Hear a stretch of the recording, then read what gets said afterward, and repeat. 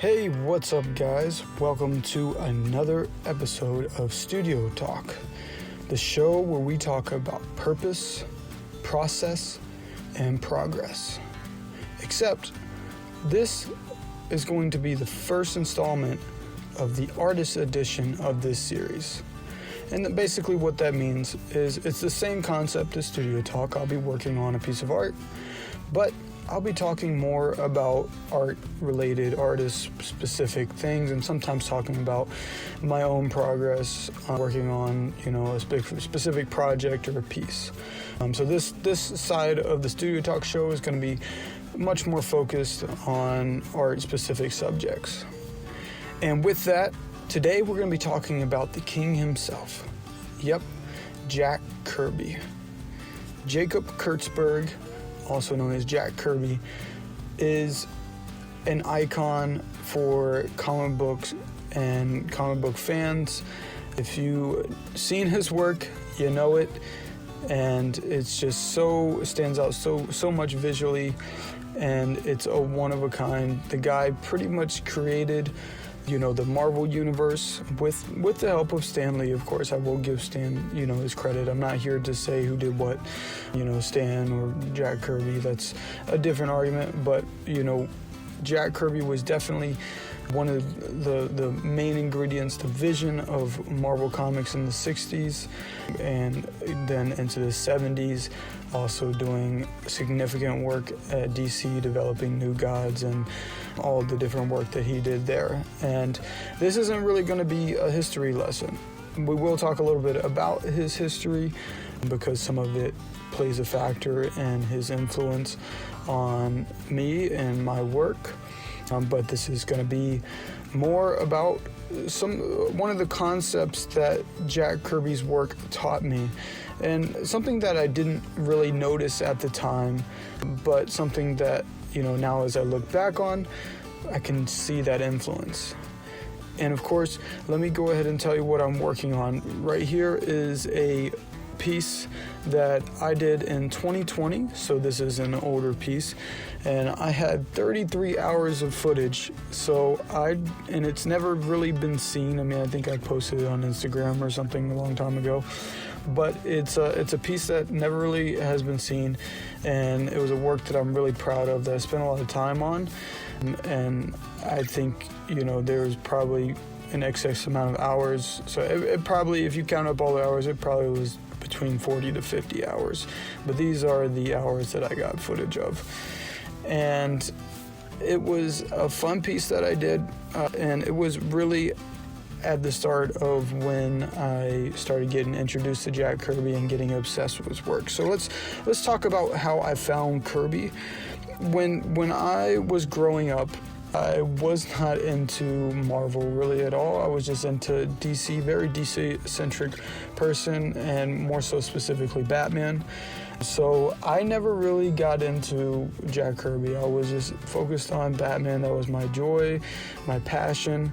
And also I'll say there kind of was a brotherhood rivalry within our household. My brother was into Marvel, and I had another brother, an older brother, that was into Star Wars, and he was also into Marvel. And then I was the DC guy. I was the DC guy of the family. And my dad growing up was really into Marvel and really into Jack Kirby's work as well, but I wasn't really into that at this point. So growing up, I really had no introduction to Jack Kirby. I'm sure I had definitely seen it, but I couldn't have told you who he was or even probably identified his work at that point in my life. It wasn't until I got to college, and I don't know, at some point I came across his work.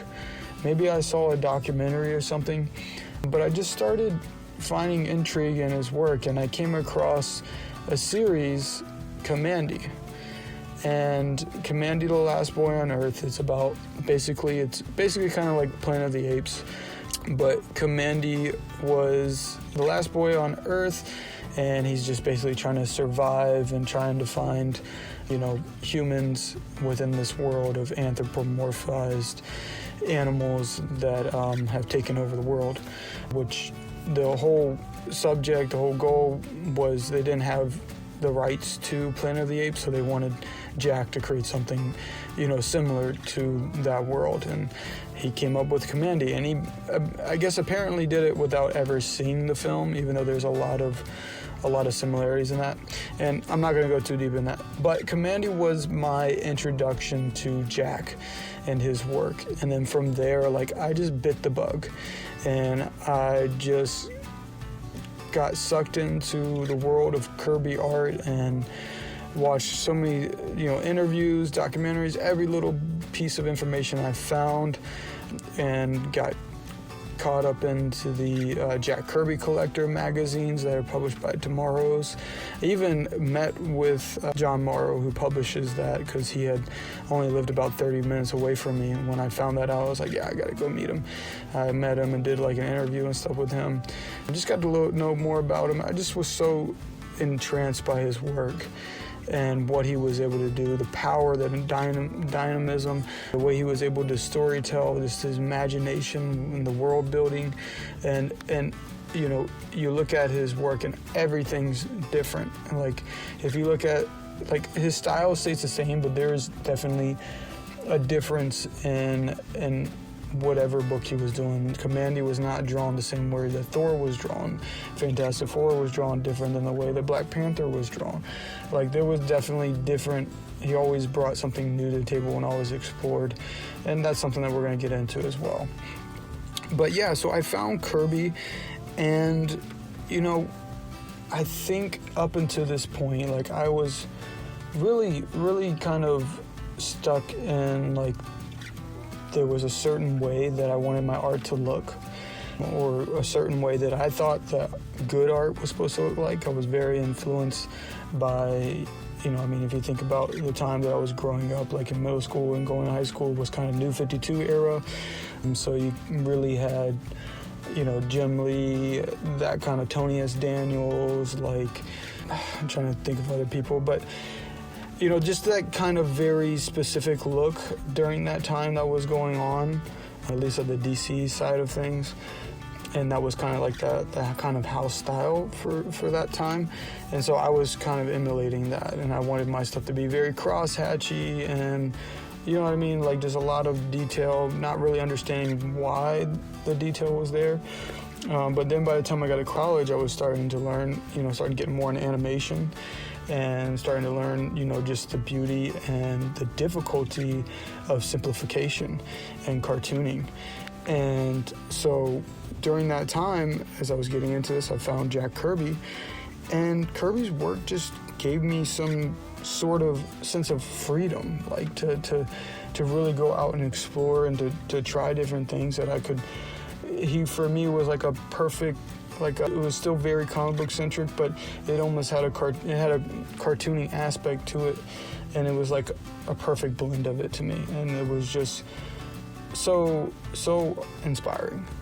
And there's a couple of things that, as I was going through, just reflecting now, that Kirby's work really brought to the table and changed the way that I approached art and approached my work. And the first thing that Kirby taught me was to, one, trust the line. I was reading John Romita Jr. book, and he was talking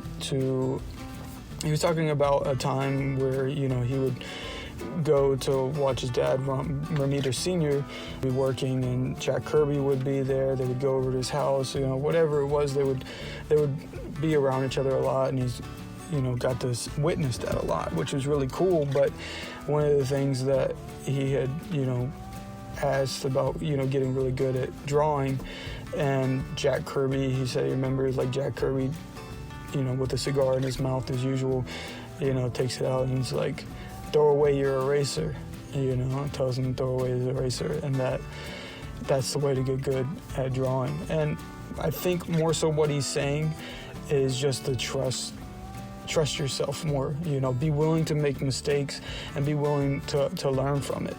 And the more that you do that, the more that you'll have this trust in yourself and belief in yourself that you can do it without not having to be, super tight, oh, I'm really nervous about this drawing and I've got to be really, really sketchy and, just be confident in your line, be confident in your stroke. And, if you do mess up and you do a bad drawing, that's okay. Just try again, do another piece. The reality is that you're going to wake up tomorrow and, you'll get to do it again. You can make another drawing or just scrap that one, do another one, right? So there was this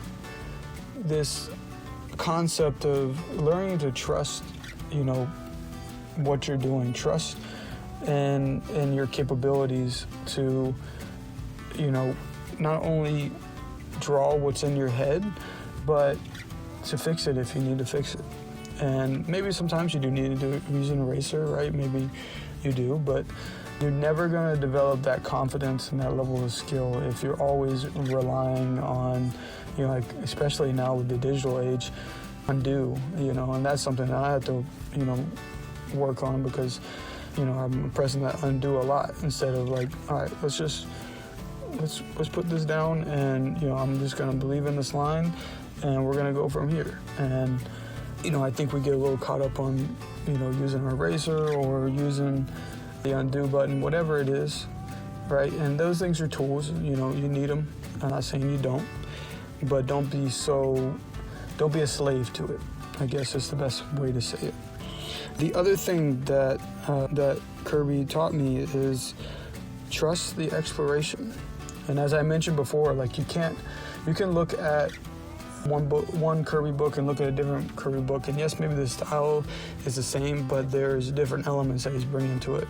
Like you can even look in, the Fantastic Four books and some of his other books where he's bringing collage, which was something that really you hadn't really seen in the comic book world, right? Always trying to innovate and bring in new ideas to get closer to what he's seeing in his head and to get the feeling out, right? And tell the story. And so like collage, trying different things. I mean, I think Kirby Crackle, you think, that energy that he would create was definitely probably coming from exploration. And it had to be, because you can look at his older work and stuff in the 50s and it looks vastly different. And I think that when you constantly allow yourself and give yourself room to be creative and to explore, that you find those new beautiful things that is like, okay, I really like this and I want this to be part of my visual tone, visual tool set. And I think it just comes back to an attitude of always staying curious. The third and the last element that I want to talk about is trusting your life.